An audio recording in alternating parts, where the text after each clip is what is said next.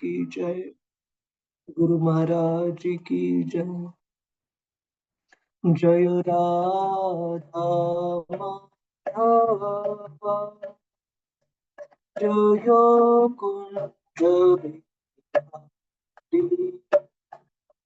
जय राधा माधवा, जय कुंज बिहारी, जय गोपी जन वल्लभा, जय गिरिवरधारी, जय गिरिधारी, जय यशोदा नंदन, जय जन, जय जमुना तीरचारी, जय कुंज बिहारी, जय राधा माधव, जय बिहारी, जय राधा माधव, कुंज बिहारी, जय श्री कृष्ण चैतन्य प्रभु नित्यानंद,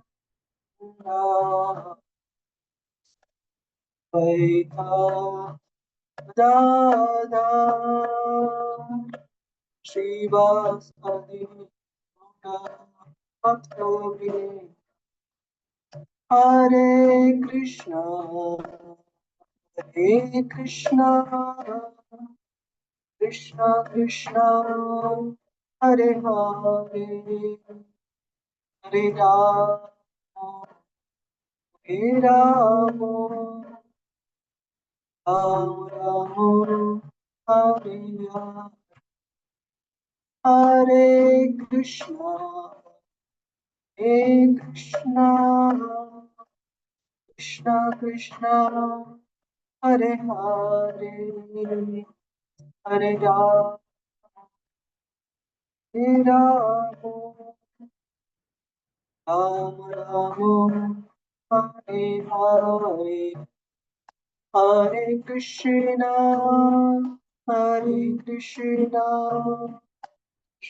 कृष्णा हरे हरे, हरे राम हरे राम, राम राम हरे हरे, जय राधा गोविंद, राधा गोविंद श्री राधे, जय जगन्नाथ, जय जगन्नाथ, जय बलदेव, जय सुभद्रा, जगन्नाथ स्वामी गणपत गामी, नयन पथगामी भवतु मे, जय गौरांगा, जय गौरांगा, जय गौरांगा, जय गौरांगा,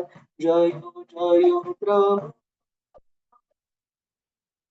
प्रभुपाद, प्रभुपाद, प्रभुपाद, जय जय गुरुदेव, गुरुदेव, गुरुदेव।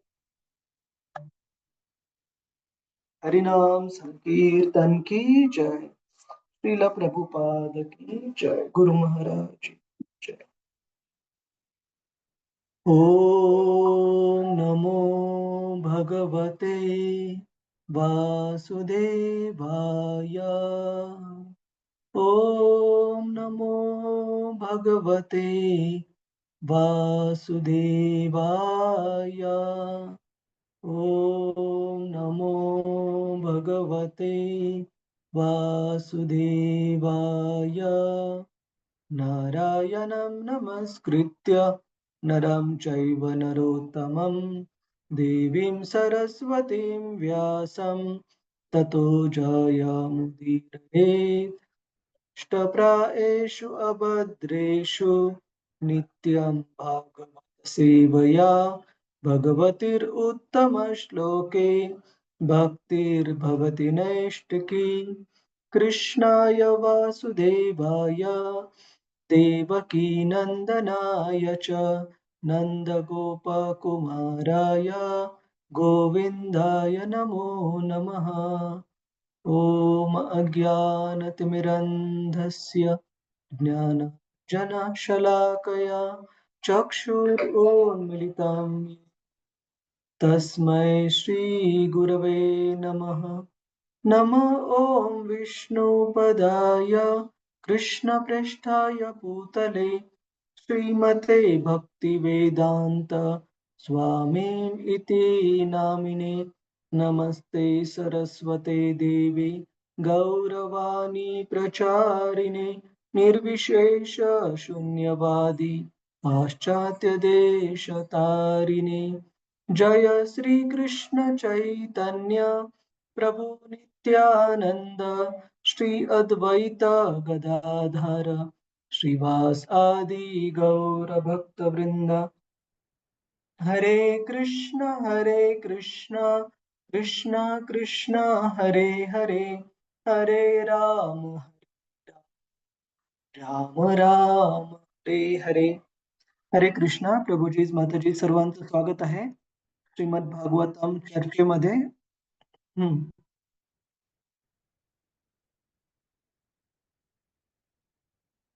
आपण मागच्या वेळेला पाहत होतो की कशा प्रकारे विदुर महर्षी हे त्यांचे भाऊ धृतराष्ट्र केवळ यांना वाचवण्यासाठी महाराज युधिष्ठिर यांच्या राजमहालामध्ये परतले आहेत आणि त्यांनी आपल्या भावाला, मोठ्या भावाला धृतराष्ट्र यांना, आपण धृतराष्ट्र या शब्दाचा अर्थ पाहिलेला कुणाच्या लक्षात आहे? काय अर्थ होता धृतराष्ट्र या नावाचा? काय दर्शवतं धृतराष्ट्र हे नाव? हरे कृष्ण संजना माताजी।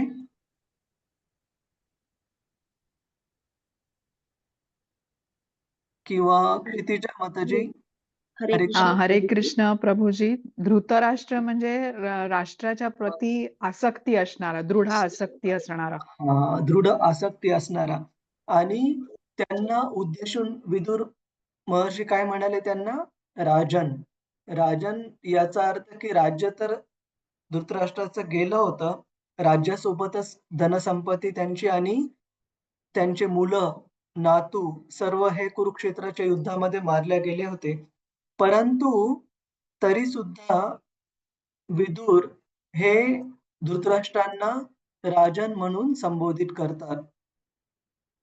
राजन निर्गम्यताम शीघ्रम, की हे राजा आपण कृपया लवकरात लवकर हा राजमहालाचा, राजप्रसादाचा जे कम्फर्ट, ज्या सुविधा आहेत इथे त्या त्याग करून लवकरात लवकर आपण भगवंतांच्या भक्तीचा मार्ग स्वीकारा, कारण भीतीचा पगडा तुझवर कसा आहे ते नीट पहा। याचा अर्थ की शरीर हे वृद्ध होत चाललेलं आहे आणि मृत्यू कधी पण येऊ शकतो।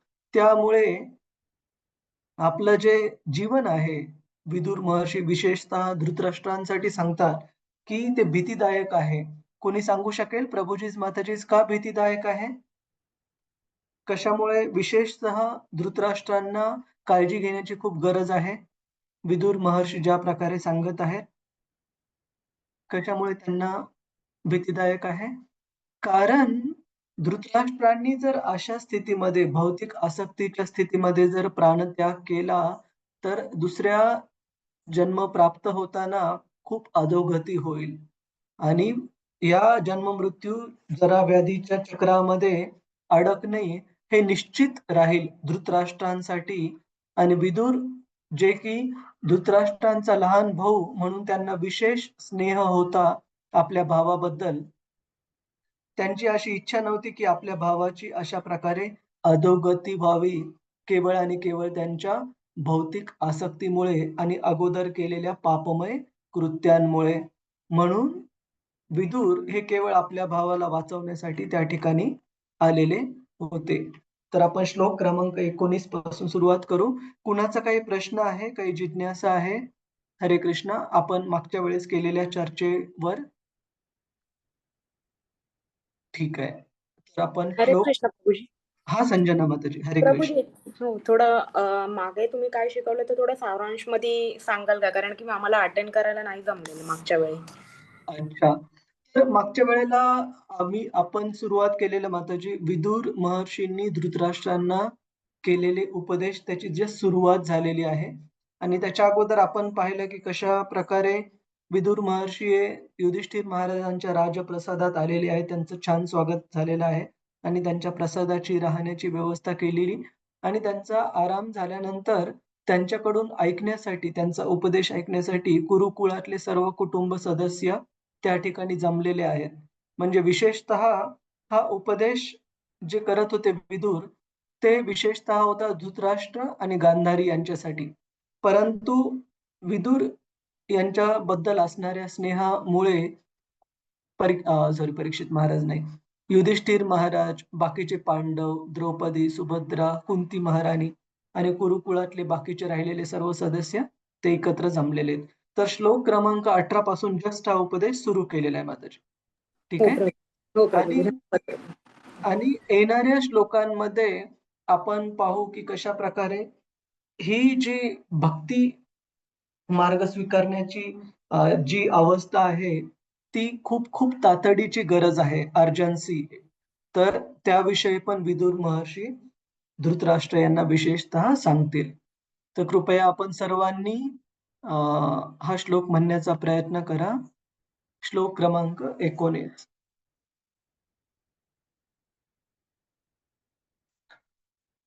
प्रतिक्रिया न यस्येह प्रतिक्रिया न यस्येह कुतश्चित् कर्हिचित् प्रभो कुतश्चित् कर्हिचित् प्रभो त एष भगवान् कालः स एष भगवान् कालः सर्वेषां नः समागतः. सर्वेषां नः समागतः. कुणाला वाचायचं आहे? प्रभुजी माताजी. हरे कृष्ण. हरे कृष्ण हरे कृष्ण कृष्ण कृष्ण हरे हरे, हरे राम राम राम. ठीक आहे, मी वाचतो. हरे कृष्ण प्रभूजी, दंडवत प्रणाम. प्रभूजी मी वाचू का? हा, रतिरूपामध्ये. ठीक आहे. हरे कृष्ण, दंडवत प्रणाम. धन्यवाद. या लौकिक जगात या भयावह परिस्थितीचा कोणाकडूनही कोणत्याही उपायाने प्रतिकार केला जाऊ शकत नाही. हे महाराज प्रत्यक्ष भगवानच कालरूपाने आपणा सर्वांच्या जवळ आले आहेत. तात्पर्य श्रील प्रभुपाद्वारे श्रील प्रभुपाद की जय. मृत्यूच्या क्रूर कारांवर नियंत्रण ठेवील अशी कोणतीही श्रेष्ठ शक्ती या जगात नाही. कितीही शारीरिक क्लेश असले तरीही कोणालाही मरावेसे वाटत नाही. विज्ञानाच्या यथाकथित प्रचंड प्रगतीच्या आजच्या युगात सुद्धा वार्धक्य आणि मृत्यू यावर काही उपाय सापडलेला नाही. वार्धक्य म्हणजे क्रूर काळाने मृत्यूच्या आगमनाची दिलेली पूर्ण सूचना आहे. कोणीही शाश्वत काळाची अवज्ञा करू शकत नाही किंवा त्यांच्या तात्कालिक न्यायाला नकारू शकत नाही. ही गोष्ट धृतराष्ट्रापुढे स्पष्ट करण्यात आली आहे. नाहीतर त्याने पूर्वी अनेक वेळी केल्याप्रमाणे आताही विदुराला संकटमय भवितव्याचा प्रतिकार करण्याचा उपाय शोधावयाला सांगितला असला, पण तशी याज्ञा होण्यापूर्वीच विदुराने सांगून टाकले की भौतिक जगात कोणत्याही माणसाकडे वा कोणत्याही श्रोताकडे अशा परिस्थितीचा प्रतिकार करण्याचे कोणतेही साधन नाही. लौकिक जगात अशी काही स्थिती नसल्याने किंवा उपाय नसल्याने मृत्यू आणि परमेश्वर हे एकच आहे. स्वतः भगवंतांनीही गीतेत तसे सांगितले आहे. गीता 10:34. भौतिक जगात कोणीही व्यक्तीला कोणत्याही मार्गाने मृत्यूला थोपविता येत नाही. हिरण्यकशिपूला अमर व्हायचे होते.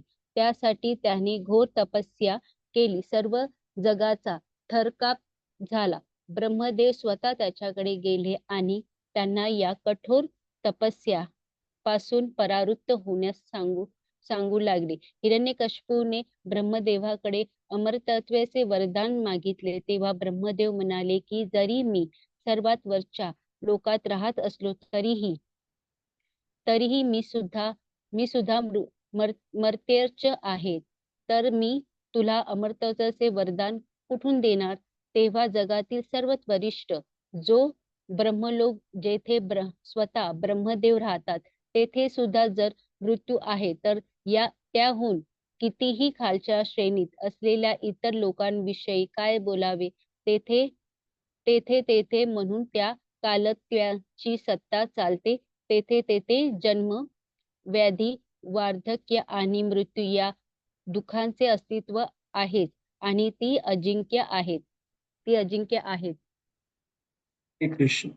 हरे धन्यवाद. कृष्ण प्रभुजी, दंडवत प्रणाम. थँक्यू प्रभुजी, धन्यवाद. हरे कृष्ण. श्रीला प्रभुपाद की जय. तर आपण इथे पाहतो भागवत सांगतं की प्रत्येक व्यक्ती, मग तो भगवंतांवर विश्वास ठेवत असू किंवा नसू, एक गोष्ट निश्चित आहे प्रत्येक प्राणी मात्रासाठी, आणि ती निश्चित गोष्ट आहे जन्म, मृत्यू, जरा आणि व्याधी. विशेषतः मृत्यू. इंग्रजीमध्ये एक खूप प्रचलित अशी म्हण आहे, ॲज शुअर ॲज डेथ. म्हणजे मृत्यू हा निश्चित आहे सर्वांसाठी, तो कुणाला टळणार नाही. परंतु भगवंतांच्या भक्तांना ज्यावेळेस मृत्यू प्राप्त होतो आणि भौतिकवादी आसक्त व्यक्तींना ज्यावेळेस मृत्यू प्राप्त होतो, त्याच्यामध्ये फरक आहे. आणि त्यासाठी श्रील प्रभुपादजी उदाहरण देतात. एक मांजर, ज्यावेळेस ती मांजर आपल्या तोंडामध्ये आपलं पिल्लू उचलून एका ठिकाणाहून दुसऱ्या ठिकाणी घेऊन जात आहे, आणि तीच मांजर ज्यावेळेस दुसऱ्या वेळेला आपल्या तोंडामध्ये एक उंदीर पकडलेला आहे तिने, तर दोन्हीही प्राणी मात्र, त्या मांजरीचं पिल्लू असू द्या किंवा उंदीर असू द्या, त्या मांजरीच्या तोंडामध्येच, दातांमध्येच पकडलेला आहे. परंतु दोघांनाही वेगवेगळ्या प्रकारची अनुभूती होते. कोणी सांगू शकेल काय वेगवेगळ्या प्रकारची अनुभूती? मांजरीच्या पिल्लाला काय वाटेल की आईनी पकडलेलं. हा माताजी सांगा. अलका हा माताजी. म्हणजे मांजरीच्या पिलाला तिचे दात लागणार नाही. लागणार नाहीत. तिचे दात लागणार नाहीत, तिला पोचणार नाही तिला दात. हा, आणि नाही. आणि उंदराला मात्र ती फाडून खाईल. पाडून खाईल. आणि मांजरीच्या पिल्लाला अलगद घेते मांजर, की बिलकुल जसं माताजींनी सांगितलं की त्याला काही इजा होऊ नये, आणि एका ठिकाणाहून दुसऱ्या ठिकाणी घेऊन जाते. आणि त्या पिल्लाला आईचं प्रेम जाणवतं. त्या पिल्लाला भीती नाही वाटत की आता आपलं काही खरं नाहीये, असं नाही वाटत. परंतु उंदीराला ज्यावेळेस मांजरीने तोंडात पकडलेलं असतं, त्याला त्या मांजरीच्या तोंडामध्ये पकडलेलं गेल्यावर साक्षात मृत्यू समोर दिसतो, की आता मृत्यू होणार आहे. तर त्याचप्रमाणे भगवंतांचे जे भक्त आहेत, जर आपण भगवत भक्ती व्यवस्थितरित्या ह्या जन्मामध्ये पार पाडली, पूर्ण केली, पूर्ण हृदयाचं, क्लेशांचं आणि अनर्थांचं जर शुद्धीकरण झालं, तर भगवत भक्तांना माहिती आहे की ह्या जीवनाच्या शेवटी जरूर आपल्याला भगवत धामात जाण्याची संधी प्राप्त होईल. आणि अशा प्रकारे या जन्म मृत्यू जरा व्याधीच्या जगामधून सच्चित आनंद अशा भगवत धामामध्ये जाण्याचा मृत्यू हा एक स्टेपिंग स्टोन, एक ह्या जगातून पलीकडे जाण्यासाठीचा मार्ग आहे. परंतु जे भगवत भक्त नाहीये, ज्यांनी भक्ती केलेली नाहीये, अशा भौतिक आसक्त आणि पापी लोकांसाठी भगवत भक्ती जर नाही केलेली आहे, तर त्यांच्यासाठी मृत्यू हा खूप भयावह आहे. हरे कृष्ण. त्यांच्यासाठी मृत्यू हा खूप भयावह आहे आणि अशा भौतिक आसक्त लोकांसाठी सांगितलं जातं. 1 मिनिट हां, प्रभुजीच माताजीच. आणि अशा भौतिक आसक्त लोकांसाठी सांगितलं जातं, की मृत्यू हा इतका भीतीदायक आहे, की 14,000 विंचवांनी चावल्याप्रमाणे ज्याप्रमाणे दाह होतो, ज्याप्रमाणे आग होती, त्याप्रमाणे त्याच्याही जास्त प्रकारचं जे त्रास आहे, तो सहन करावा लागतो मृत्यूच्या वेळी एका भौतिकवादी मनुष्यासाठी. तर एक इंग्रजीमध्ये एक म्हण आहे, की "there are no atheist in a fox hole." Fox hole म्हणजे काय? की ज्यावेळेस युद्धाच्या रणांगणावर युद्ध चालू असतं 2 देशांमध्ये, तर आजकाल तर हवेतून वगैरेच मारा जास्त होतो. परंतु सैनिक ज्यावेळेस एकमेकांच्या समोर असतील किंवा रणगाडे वगैरे, तर त्या युद्धभूमीवर स्वतःचं रक्षण करण्यासाठी एक खड्डा करून त्याच्यामध्ये सैनिक स्वतःला लपवून ठेवतो आणि तिथून गोळ्यांचा मारा करतो आणि स्वतःच्या अंगावर झाडी-झुडपं अशा प्रकारे स्वतःला लपवून ठेवलं जातं. तर अशा स्थितीमध्ये ज्यावेळेस की गोळी कधीही येऊन किंवा गोळा कधीही येऊन लागू शकतो, मृत्यू कधीही येऊ शकतो, त्यावेळेस प्रत्येकजण भगवंतांना प्रार्थना करतो, की "हे प्रभू, कृपया तुम्ही माझी रक्षा करा." त्यावेळेस तिथे कुणी तुम्हाला नास्तिकवादी सापडणार नाहीत. का?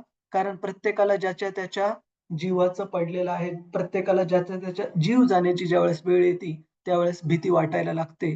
विशेषतः भौतिक आसक्त लोकांना, भौतिकवादी लोकांना अशी भीती वाटायला लागते. आणि ही जर भीती वाटू नये असं जर हवं असेल, तर ही भीती दूर करण्यासाठी कोणत्याही भौतिक परिस्थितीचा आपण आधार घेऊ शकत नाही.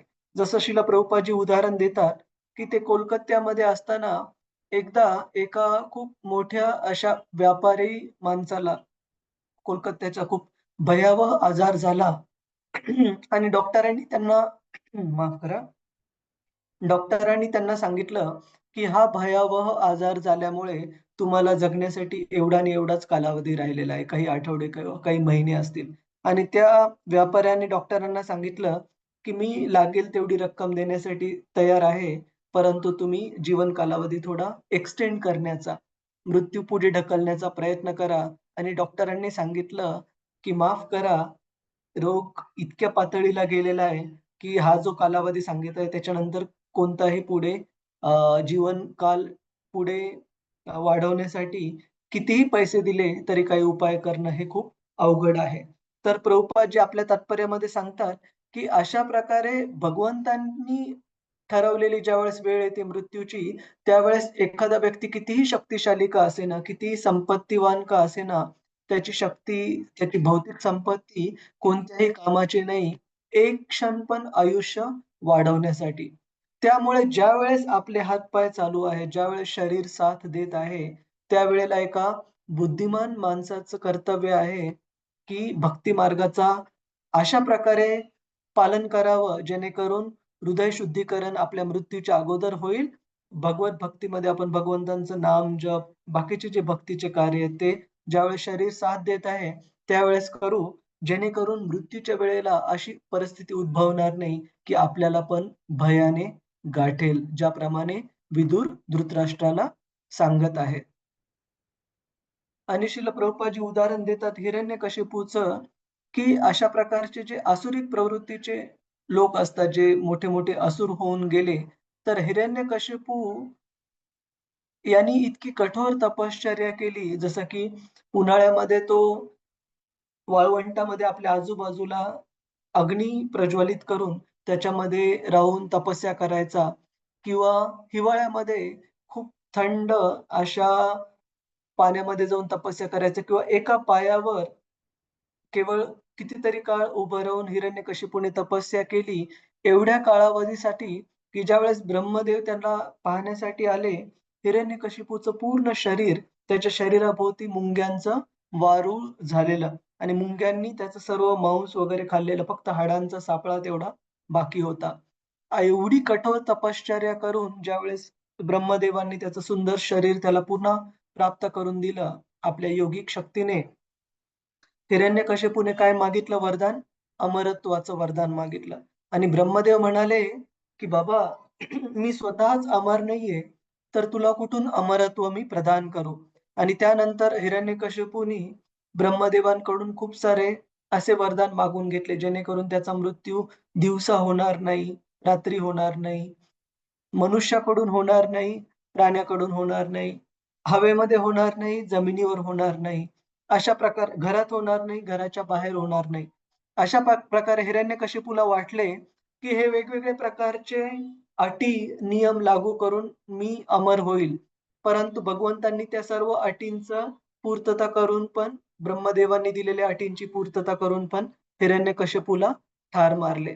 तर जर हिरण्यकशिपूसारखा एवढ्या शक्तिशाली, ज्याने की सर्व देवी-देवतांवर वर्चस्व प्राप्त केले होते, असा असुर जर वाचू शकला नाही, तर दुसऱ्या कोणत्या भौतिकवादी व्यक्तीचं काय सांगावं? त्यामुळे विदुर धृतराष्ट्रांना वेळीच सावध करत आहेत, की हे धृतराष्ट्र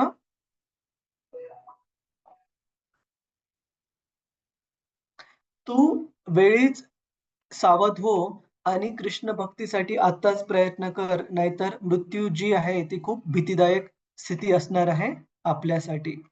श्लोक क्रमांक 20 कृपया म्हणण्याचा प्रयत्न करा. येन चैवाभिपन्नो यम् येन चैवाभिपन्नोऽयं कृष्ण सगळ्यांनी एकदाच म्हणण्याचा प्रयत्न करा कृपया. येन चैवाभिपन्नो यम् येन चैवाभिपन्नोऽयं प्राणैः प्रियतमैरपि प्राणैर्प्रियतमैरपि जनः सद्यो वियुज्येत सद्यो वियुज्येत किं किं मुतान्यैर्धनादिभिः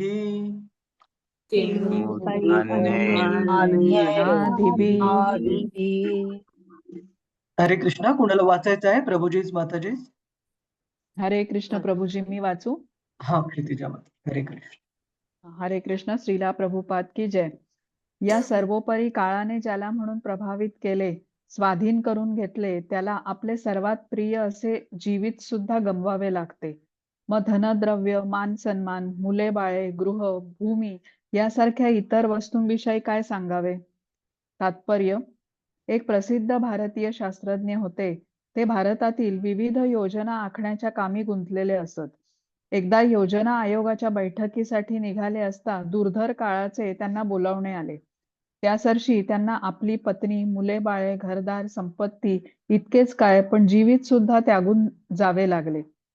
भारतातील स्वातंत्र्य लढ्याच्या काळात आणि नंतर भारताची फाळणी झाली त्याही काळात कितीतरी श्रीमंत आणि प्रभावी भारतीय लोकांना काळाच्या निमंत्रणानुसार आपले जीवित आणि मानसन्मान सोडून जावे लागले. सर्व भक्षक काळाचा प्रभाव दाखवणारी अशी शंभरावधी नव्हे तर लाखो उदाहरणे जगाच्या पाठीवर पाहायला मिळतात. म्हणून निष्कर्ष हा की जगाच्या पाठीवर असा कोणताही जीव नाही की जो काळावर मात करू शकेल.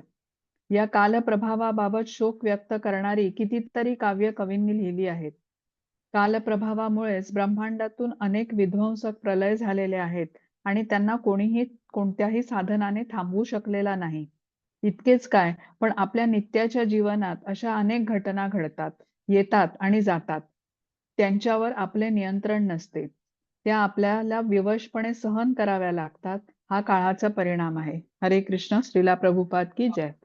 धन्यवाद माताजी. हरे कृष्ण. तर याबद्दल आपण मागच्या वेळेला एक वैष्णव गीत पाहिलेलं. भजहु रे मन श्री नंदनंदन अभय चरणार विंदरे.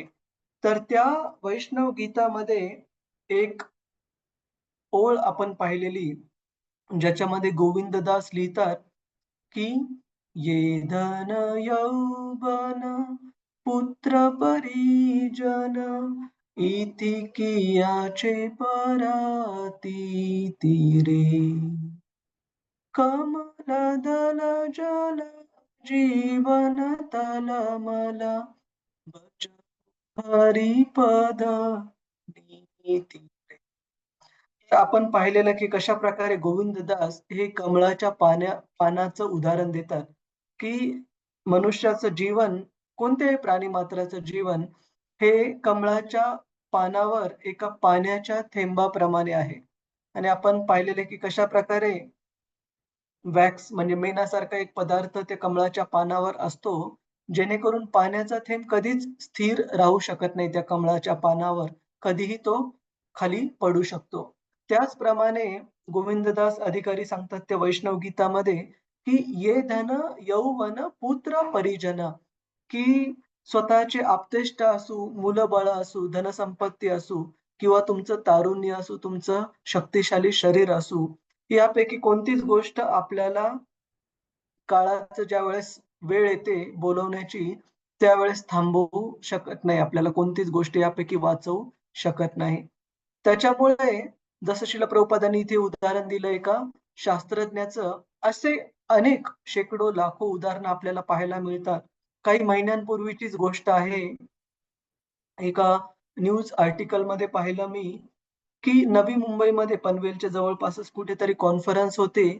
सर्व कार्डिओलॉजिस्ट म्हणजे जे हृदयरोग तज्ञ आहेत, असे शेकडो कार्डिओलॉजिस्ट एकत्र आले होते आणि त्यांच्यापैकी जे प्रमुख व्यक्ती होती त्यांना मार्गदर्शन करणारी, ते पण खूप प्रख्यात असे कार्डिओलॉजिस्ट होते. आणि ह्या हृदयरोग तज्ञांचं ज्यावेळेस भाषण चालू होतं, त्याच वेळेस त्यांच्या छातीमध्ये वेदना होऊ लागल्या आणि त्यांनी आपलं जे भाषण होतं ते लवकर संपवलं आणि सर्वांना विनंती केली, की ते थोडं लवकर निघतील आणि त्यांना घरी जायचंय. तब्येत थोडी ठीक वाटत नाहीये, आराम करावा वाटत आहे. आणि ती व्यक्ती त्या स्टेजवरून खाली उतरून लिफ्टपर्यंत पण जाऊ शकली नाही. तोपर्यंत त्यांना कार्डियाक अरेस्ट, हार्ट अटॅक आला आणि एवढे सगळे शेकडो हृदयरोग तज्ञ तिथे उपस्थित असताना पण एक क्षणही त्या व्यक्तीचा जीव वाचू शकला नाही. सांगण्याचा अर्थ असा, की ती व्यक्ती स्वतः खूप प्रख्यात हृदयरोग तज्ञ आहे आणि ती अशा लोकांना मार्गदर्शन करत आहे, जे की शेकडो प्रख्यात हृदयरोग तज्ञ तिथे उपस्थित आहेत आणि त्या सर्वांच्या मध्ये काय झालंय, तर हृदय काम करणं हे थांबलेलं आहे आणि कोणीही त्यांना त्यावेळेस मदत करू शकलं नाही. लगेचच्या लगेच प्राण गेला. तर सांगण्याची गोष्ट अशी, की काळाच्या प्रभावापुढे कोणत्याच व्यक्तीची कोणतीही भौतिक शक्ती ही काम करू शकत नाही. केवळ आणि केवळ जर आध्यात्मिक जी आपण प्रगती केलेली आहे, तीच आपल्याबरोबर येऊ शकते. भौतिक कोणतीच धनसंपत्ती आपल्यासोबत आपण घेऊन जाऊ शकत नाही. तर हे विदुर महर्षी सांगत आहेत धृतराष्ट्र यांना. आणि आता येणाऱ्या श्लोकांमध्ये खूप ग्राफिकली म्हणजे ती भयावह परिस्थिती ते शब्दात खूप विशेष शब्दांमध्ये वर्णन करतात आणि त्यांची तुलना पण करतात धृतराष्ट्रांची त्यांच्या पतित स्थितीबद्दल एका प्राण्यासोबत. ते आपण येणाऱ्या श्लोकांमध्ये पाहू. कृपया हा श्लोक म्हणण्याचा प्रयत्न करा. श्लोक क्रमांक 21. पितृभ्रातृसुहृत्पुत्रा पुत्रा हतास्ते विगतं वयम्. हतास्ते विगतं वयम्. आत्मा च जरया ग्रस्तः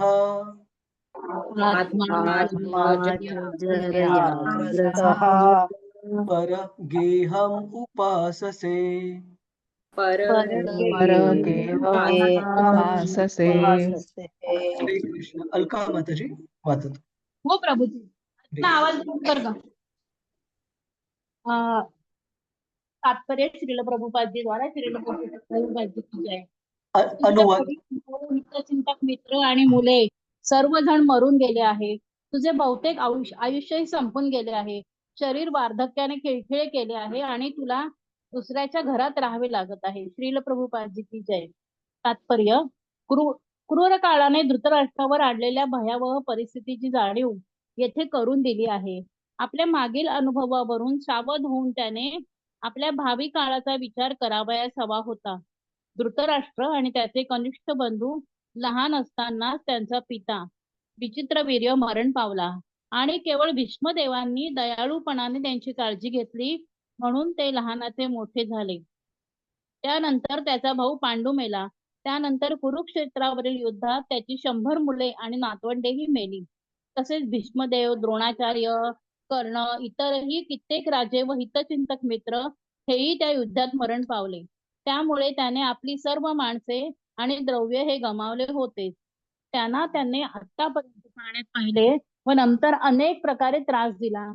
त्या पुतण्यांच्या दयेवर जगण्याची त्याच्यावर आता वेळ आली होती. इतके होऊनही आपण दीर्घकाळ जगणार आहोत असेच त्याला वाटत होते. विदुर धृतराष्ट्रांच्या निदर्शनास हे आणून देत आहे की प्रत्येक जण आपल्या कृतीने आणि भगवंतांच्या कृपेने जगत असतो. प्रत्येकाने आपले कर्तव्य प्रामाणिकपणे करावयाचे असते व भगवंतांच्या कृपेने त्याचा जो परिणाम होईल त्यास सिद्ध राहावयास असते. ज्याला भगवंताचे संरक्षण मिळत नाही त्याला कोणी मित्र, पुत्र, पिता, भ्राता, कोणतीही सत्ता व अवस्था संरक्षण देऊ शकत नाही. म्हणून प्रत्येकाने भगवंताचे संरक्षण मिळवले पाहिजे.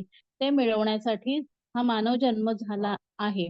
विदुर पुढील शब्दात धृतराष्ट्राला त्याच्या संकटपूर्ण परिस्थितीची अधिकाधिक जाणीव करून देत आहे. श्रील प्रभुपादजी की जय. हरे कृष्ण प्रभुजी. धन्यवाद माताजी. हरे कृष्ण. तर इथे आपण पाहतो की विदुर हे धृतराष्ट्राला जाणून देण्याचा प्रयत्न करत आहेत की कशी त्यांची अवस्था ही खूप दयनीय आणि भयावह आहे. दयनीय याच्यासाठी की असे पांडव ज्यांच्या नेहमी अहिताचा, त्यांना त्रास देण्याचा, कपट नीतीने छळण्याचा, त्यांचा काही वेळेस जीव घेण्याचा पण प्रयत्न केला गेला कौरवांकडून धृतराष्ट्राच्या देखरेखीखाली पण. जसं की त्यांना लक्षागृहामध्ये ठेवण्यात आलं. भीमसेन याला विष असलेला केक खाऊ घातला गेला आणि बेशुद्ध झाल्यानंतर नदीमध्ये टाकण्यात आलं. अशा आणि पांडवांना चुकीच्या रीतीने द्यूत क्रीडेमध्ये पराभूत करून नंतर जंगलामध्ये, वनवासामध्ये आणि नंतर अज्ञातवासामध्ये पाठवण्यात आलं. तर हे सर्व एकानंतर एक अन्याय जरी पांडवांवर केले धृतराष्ट्र आणि त्याच्या मुलांनी, परंतु शेवटी निर्लज्जासारखं स्वतःचे मुलं आणि नातू मारले गेल्यानंतर त्याच पांडवांच्या दिल्या गेलेल्या सुविधांना आसक्त होऊन हा धृतराष्ट्र राहत आहे. पांडवांचं कर्तव्य होतं ते स्वतःचे काका म्हणून हे सर्व सुविधा आणि त्यांना आदराने तिथे ठेवणे.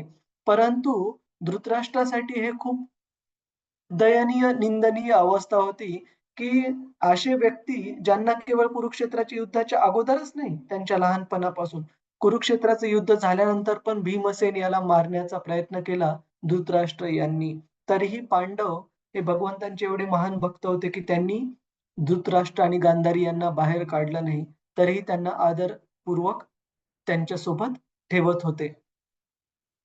तर इथे ही दयनीय आणि भयावह अवस्था धृतराष्ट्राची विदुर त्यांना समजावून सांगत आहेत, की कशाप्रकारे अशा प्रकारचं जगणं भौतिक जगामध्ये निर्लज्जपणे हे अतिशय तुच्छ आहे.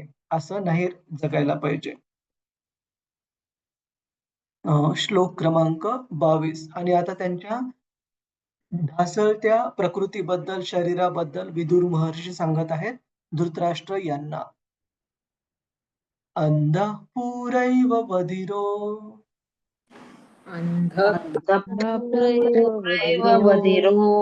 मंदप्रज्ञाश्च साम्प्रतम्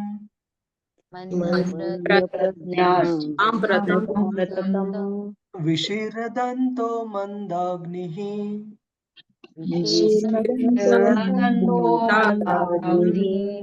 सरागः कफम् उद्वहन्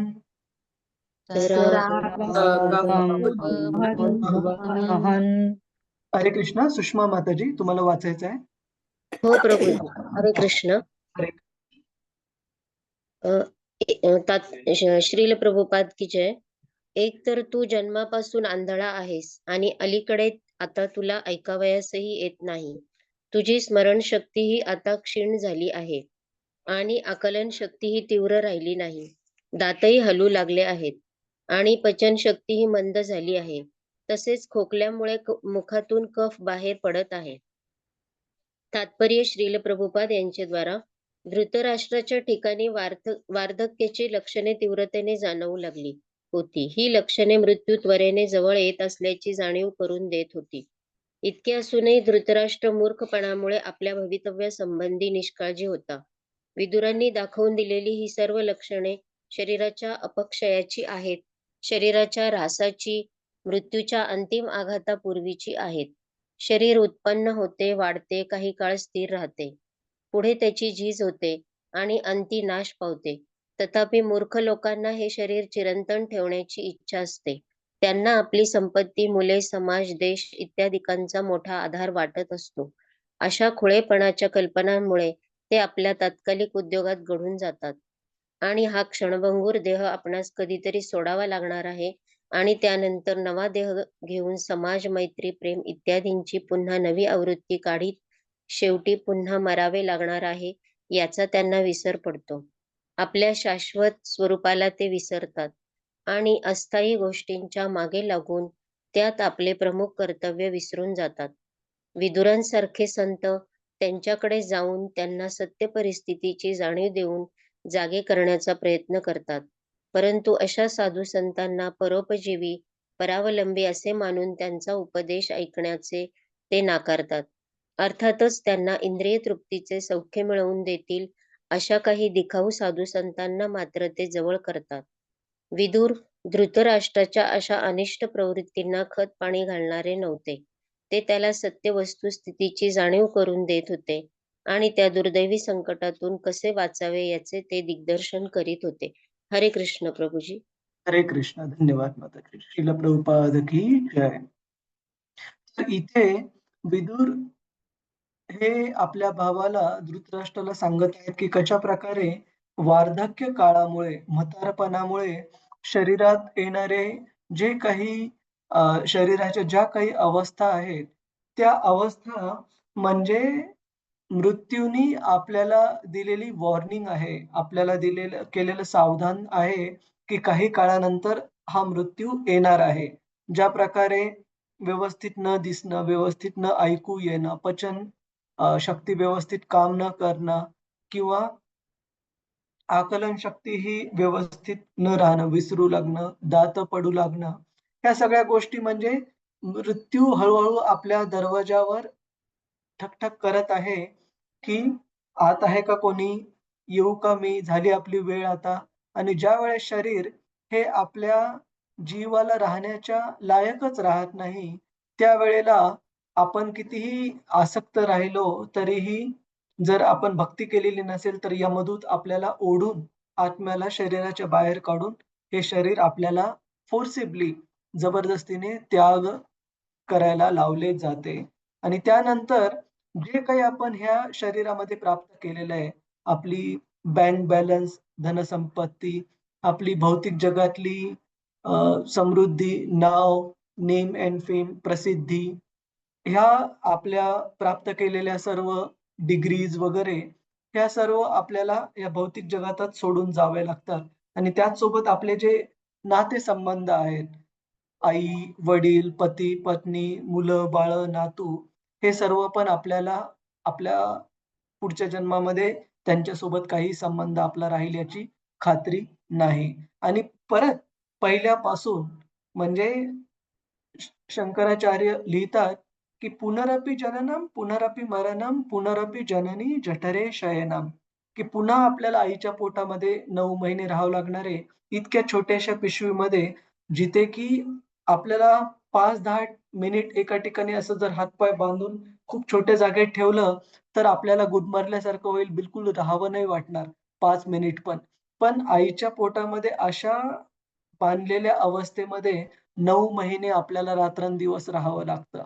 आणि बाहेर आल्यानंतर पण इतके सगळ्या गोष्टी पुन्हा बालवाडी, 1ली, 2री सर्व स्पर्धा परीक्षांची तयारी आणि 10वी, 12वी ग्रॅज्युएशन करून नोकरीच्या ह्या तीव्र स्पर्धेच्या युगामध्ये पुन्हा कष्टमय जीवन जगा आणि पुन्हा पूर्ण चक्र हे रिपीट करा. तर यासाठी जे बुद्धिमान मनुष्य आहेत, ते सांगत आहेत, की मनुष्य जन्म हा आपल्याला प्राप्त झालेली अशी सुविधा आहे, जसं की आपण गणितामध्ये शिकलो, की वर्तुळ असतं आणि वर्तुळाला एक टँजंट. टँजंटला मराठीत काय म्हणतात माझ्या लक्षात नाही, की वर्तुळाला आपण सरळ टँजंट काढू शकतो, जो की टँजंट आपल्याला त्या वर्तुळाच्या बाहेर नेऊ शकतो. समजा हे वर्तुळ आहे, बाटलीचं झाकण आहे आणि याला जर असं टँजंट सरळ जर असेल, तर मनुष्य जीवन म्हणजे हा बिंदू आहे, ज्यामधून आपण जन्म, मृत्यू, जरा, व्याधी ह्या चक्रातून बाहेर पडून भगवत धामामध्ये जाऊ शकतो. तुम्ही कुत्र्याला, मांजरीला, पक्ष्यांना हे भगवत भक्तीबद्दल सांगायचा प्रयत्न करा. त्यांची तेवढी बुद्धी नाही, की ती भक्ती मार्ग स्वीकारण्याइतकी काही अपवाद वगळता. त्याच्यामुळे ही जी आत्ता आपल्याला सुविधा प्राप्त झालेली आहे, शास्त्र सांगतात, की याचा आत्ता तातडीने उपयोग करा आणि जे इंद्रिय तृप्ती आहे, ज्याच्यासाठी आपण एवढे नेहमी ईगरला आपण मराठीमध्ये काय म्हणतो, की इच्छुक असतो, ती इंद्रिय तृप्ती कुठे जाणार नाहीये. ती इंद्रिय तृप्ती करायची इच्छा आहे ना, ती पतित जीवांमध्ये जरी आपल्याला जन्म भेटला, किडे, मुंगी, पक्षी, वृक्ष अशा कोणत्याही जीवामध्ये जरी जन्म प्राप्त झाला, तरी इंद्रिय तृप्ती ही तिथे प्राप्त होणार आहे. परंतु भगवत धामात जाण्याची जी संधी आहे, ती बाकीच्या कोणत्याही जन्मामध्ये उपलब्ध नाहीये. त्याच्यामुळे मनुष्य जन्मामध्ये ही सुविधा प्राप्त झालेली आहे, तर आता आपण याचा उपयोग करायला पाहिजे, याला व्यर्थ न जाऊ देता. तर आणि खूप सारे वैष्णवांनी याच्याबद्दल लिहून दिलेले सुंदर शास्त्रांमध्ये आणि सर्व शास्त्र पण याच्याबद्दल सांगत आहे. त्याचप्रकारे विदुर महर्षी आपल्या मोठ्या भावाला त्यांच्या वार्धक्याच्या गोष्टींमधून सांगत आहेत, की कशाप्रकारे मृत्यू हा दूर नाहीये.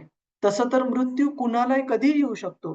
परंतु ज्या व्यक्तीमध्ये हे वार्धक्याचे लक्षणं दिसत आहेत, त्या व्यक्तीसाठी हे शुअर शॉट आहे, की खूप जवळ दरवाजात आलेला आहे आणि आपण आत्ताच शेवटची घटका काही आपण आपल्या जवळ आहेत, ज्या आपण भगवत भक्तीमध्ये व्यय करायला पाहिजेत. व्यय म्हणजे उपयोगात आणायला पाहिजेत. वेळ नाही, उपयोगात आणायला पाहिजे. आणि आता खूप कठोर शब्दांमध्ये विदुर महर्षी या श्लोक क्रमांक 23 मध्ये आपल्या भावाला सांगतात, की त्यांचं जे जगणं आहे, पांडवांनी दिलेल्या सुविधांच्या आधारावर ते कसं खूप लाजिरवाणं आणि निंदनीय असं हे जगणं आहे. कृपया हा श्लोक म्हणण्याचा प्रयत्न करा. अहो महीयसी जंतोर अहो अहो महीयसी यसी जंतु जंतोर जीविताशा यथा भवान् जीविताशा यथा यथा भवान् भीम अपवर्जितं पिण्डम् भीम अपवर्जितं वर्जितं पिण्डम् आदत्ते ग्रहपालवत्. आदत्ते पालवत्.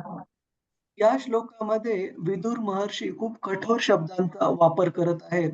ते धृतराष्ट्राला म्हणतात, पिंडम आदत्ते ग्रहपालवत. ग्रहपालवत म्हणजे घरामध्ये पाळलेला कुत्रा. ज्याप्रमाणे घरामध्ये पाळलेला कुत्रा हा जे त्याचे मालक आहेत, त्यांनी टाकलेल्या काही अन्नाच्या तुकड्यांवर जगतो, त्याचप्रमाणे धृतराष्ट्र हे कोणी दिलेल्या अन्नावर जगत आहे? पांडव आणि विशेषतः भीमसेन. भीमसेन याचं नाव का घेतलेलं आहे? प्रभुपादजी तात्पर्यामध्ये सांगतात. कारण भीम यांनी धृतराष्ट्राचे जे आवडते 2 पुत्र होते, दुर्योधन आणि दुःशासन, या दोघांचाही वध केला होता कुरुक्षेत्राच्या युद्धभूमीवर. त्यामुळे अशा भीमसेनाला, ज्याला धृतराष्ट्रा तू लहानपणापासून ठार मारण्याचा प्रयत्न केलास, विष देऊन ते लहान असताना. त्यानंतर असा भीमसेन ज्याने तुझ्या 2 खूप तू आसक्त असलेल्या पुत्रांना ठार केलेलं आहे आणि असा भीमसेन ज्याला तू कुरुक्षेत्राच्या युद्धानंतर पण ठार मारण्याचा प्रयत्न केला, आलिंगन देऊन. अशा भीमसेनाने टाकलेलं अन्न स्वीकारून तू तुझं जीवन जगत आहे? शरम असो तुझ्यावर. अशा प्रकारचे कठोर शब्द विदुर महर्षी वापरत आहेत धृतराष्ट्रासाठी. अहो, जीवाची जगण्याची इच्छा तरी किती प्रबळ असते ते पहा.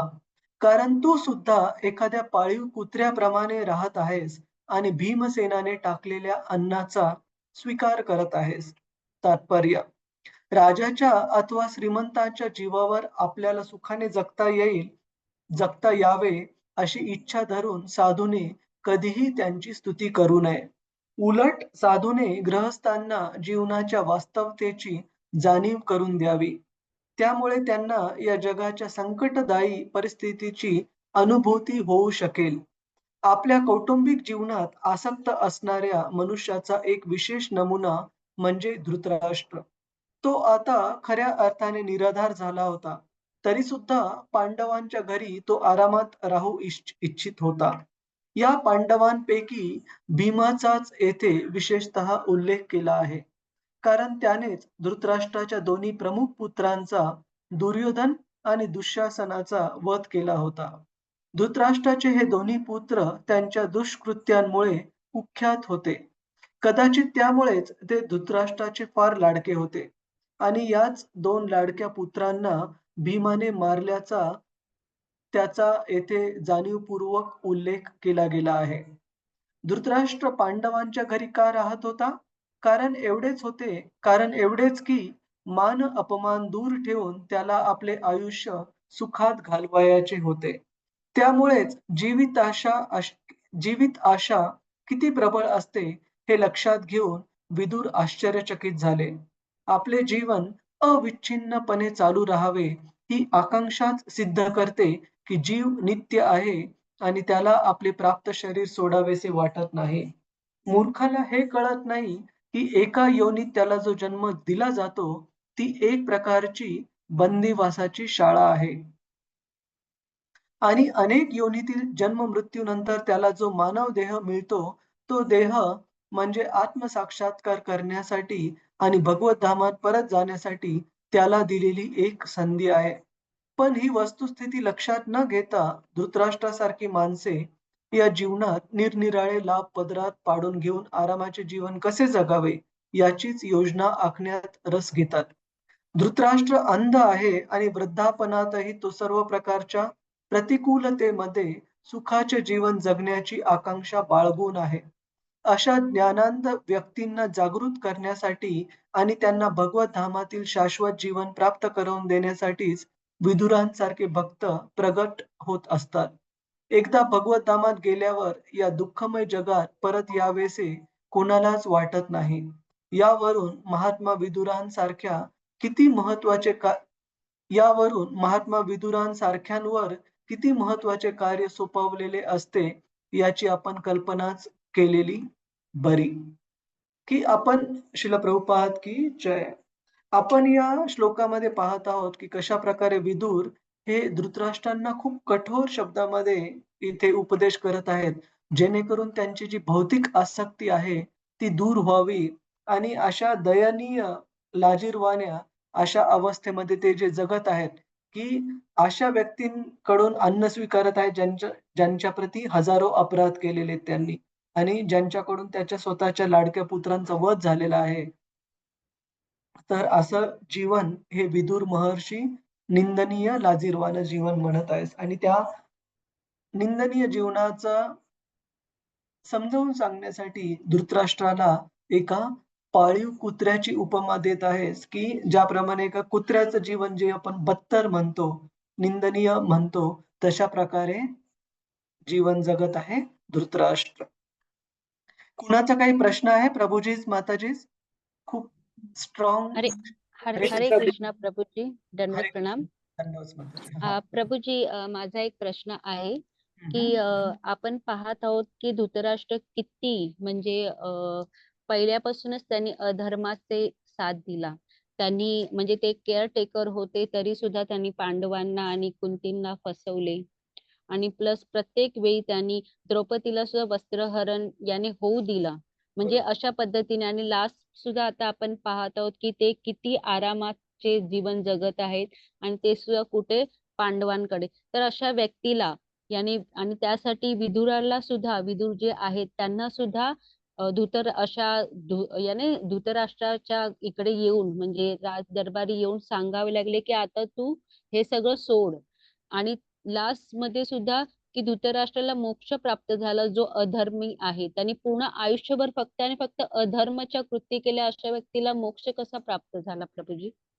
खूप छान प्रश्न आहे, की धृतराष्ट्रासारख्या व्यक्तीला ज्याने की जन्माच्या सुरुवातीपासून चुकीच्या गोष्टींना आसक्त राहायला, चुकीच्या गोष्टींना प्रोत्साहन दिलं आपल्या मुलांच्या प्रवृत्तींना आणि चुकीचा एक उदाहरण घालून दिलं, की कशाप्रकारे आपल्या आप्तेष्टांची काळजी नाही घ्यायला पाहिजे, कशाप्रकारे नाही वागायला पाहिजे.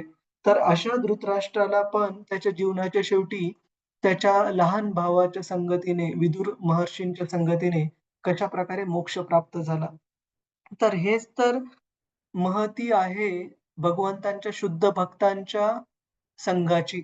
भगवंतांच्या शुद्ध भक्ताच्या संघाबद्दल इतक्या सर्व आपल्याला इतके सारे श्लोक पाहायला मिळतील शास्त्रामध्ये शुद्ध भक्तांच्या संगतीची महती गाणारे. एक श्लोक आहे चैतन्य चरितामृतमध्ये ज्यामध्ये म्हटलेलं आहे, की "साधू संग, साधू संग, साधू संग होय, लव मात्र साधू संग सर्व सिद्धी होय." की साधू संग, साधू संग, साधू संग कोय, लव मात्र साधू संग सर्व सिद्धी होय. की साधू संग ही अशी गोष्ट आहे, की थोडासा जरी प्राप्त झाला, पण तो आपण जर गंभीरतेने आणि प्रामाणिकतेने जर घेतला, तर तो तीळ क्षणमात्रही साधू संग आपल्याला जीवनातलं सर्वात सुप्रीम, टॉप मोस्ट, सर्वोच्च अशी गती प्राप्त करून देण्यासाठी सक्षम आहे. भगवत धाम प्राप्त करून देण्यासाठी सक्षम आहे. तर केवळ धृतराष्ट्रांचं एवढंच आपण महत्त्वाचा गुण म्हणू म्हणू शकतो, की जन्मभर त्यांनी आपल्या भावाचं ऐकलं नाही. परंतु आता ज्यावेळेस वार्धक्याने शरीर जर्जर होत आहे आणि विदुर एवढ्या कठोर शब्दाने त्यांना उपदेश करत आहेत.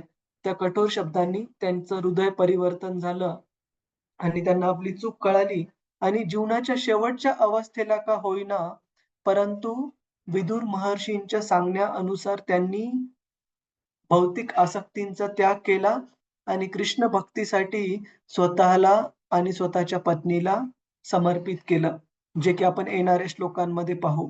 तर याच्यातून हेच दर्शवतं, की भगवंतांचे जे शुद्ध भक्त आहेत, त्यांचा संग कशाप्रकारे आपण नियमितपणे तो संघ प्राप्त करण्यासाठी उत्सुक राहिलं पाहिजे आणि तो संघ प्राप्त करण्याची ज्यावेळेस आपल्याला संधी प्राप्त होते, त्यावेळेस किती गंभीरतेने तो संघ घेतला पाहिजे. गंभीरतेने घेणे म्हणजे काय? की जी शिकवण आहे त्यांची, शास्त्रांची जी शिकवण आहे, ती समजावून घेऊन आपल्या जीवनामध्ये, आचरणामध्ये आणणं, हीच एक गोष्ट आपली गंभीरता दाखवते त्या भगवत भक्तांच्या संघासाठी.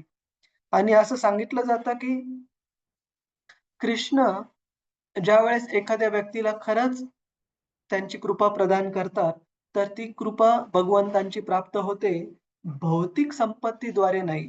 भगवंतांची खरी कृपा प्राप्त होते, भगवत भक्तांच्या संघाला प्राप्त करून.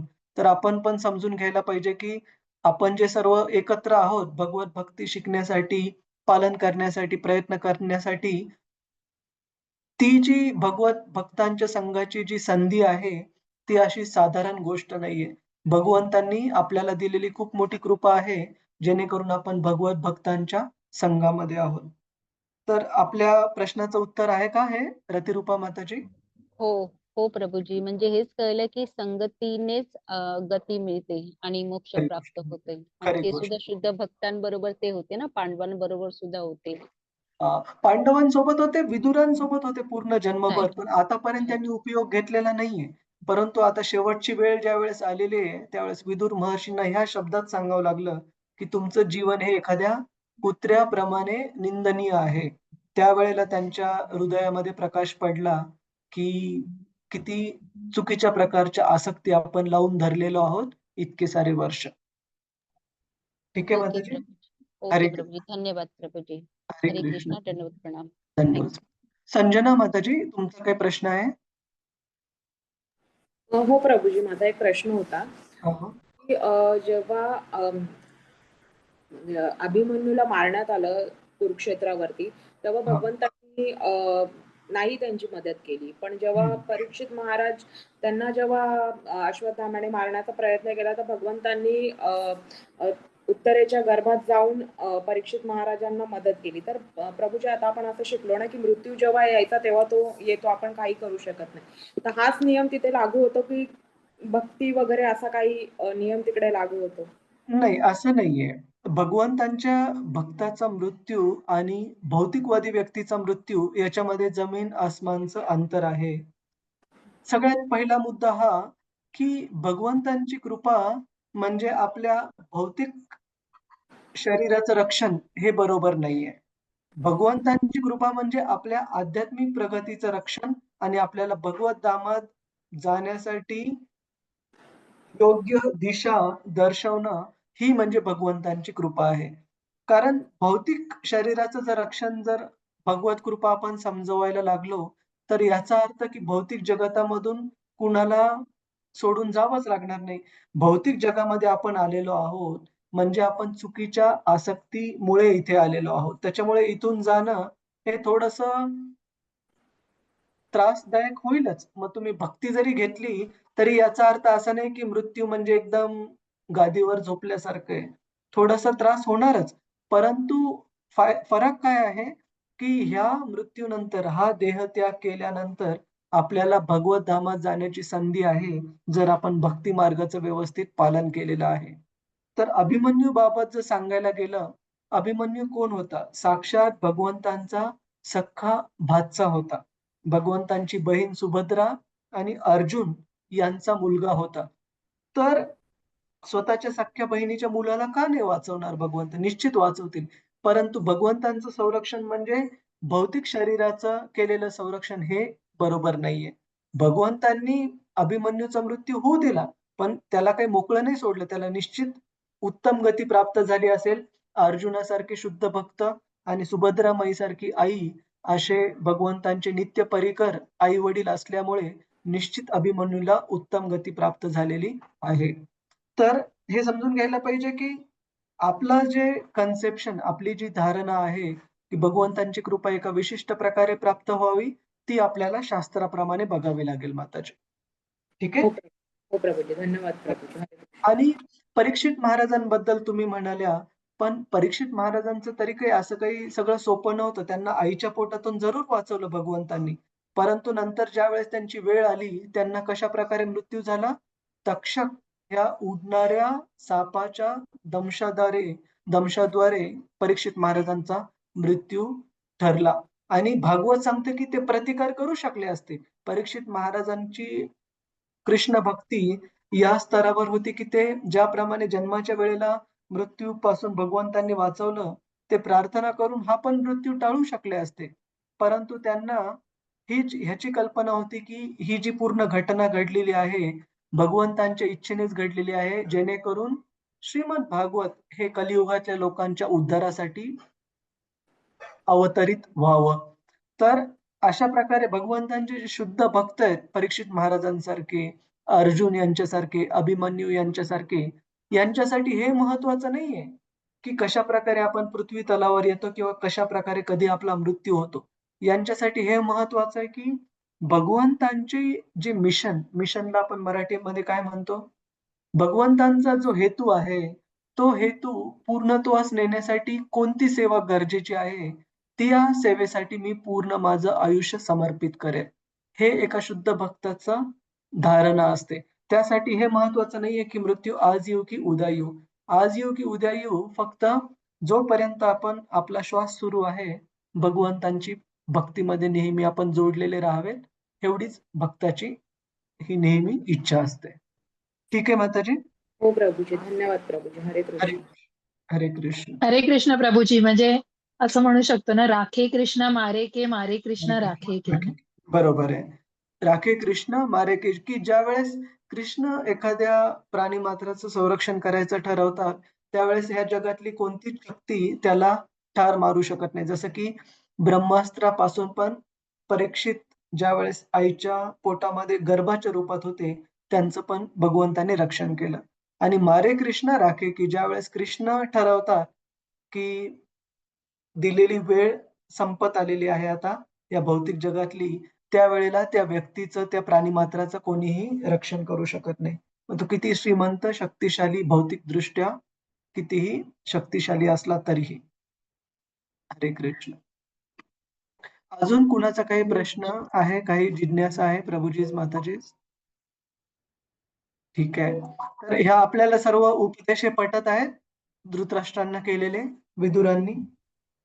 हो प्रभूजी, हो. हो आणि प्रभूजी. हो प्रभूजी हो आपल्या सर्वांसाठी पण जरूर लागू आहेत, कारण तुमच्यासाठी तर काही सांगू शकत नाही, पण माझ्या हृदयामध्ये मी सांगू शकतो की खूप साऱ्या भौतिक आसक्ती आहेत आणि त्या भौतिक आसक्तीपासून वेळीच सावध होऊन आपण भगवत भक्ती चांगल्या रीतीने, तीव्रतेने पालन करणं खूप अवघड आहे, जेणेकरून धृतराष्ट्रांसारखी अवस्था आपली होणार नाही. त्याच्या अगोदरच आपण स्वतःच्या मनाने भगवत भक्तीसाठी आपलं जीवन समर्पित करू. हरे कृष्ण. तर खूप खूप धन्यवाद. आणि आपण श्लोक क्रमांक 24 पासून पुढे बघू. एकदा रेकॉर्डिंग बंद करतो मी. 1 मिनिट. 1 मिनिट प्रभूजी. हां, तुम्ही बंद करा.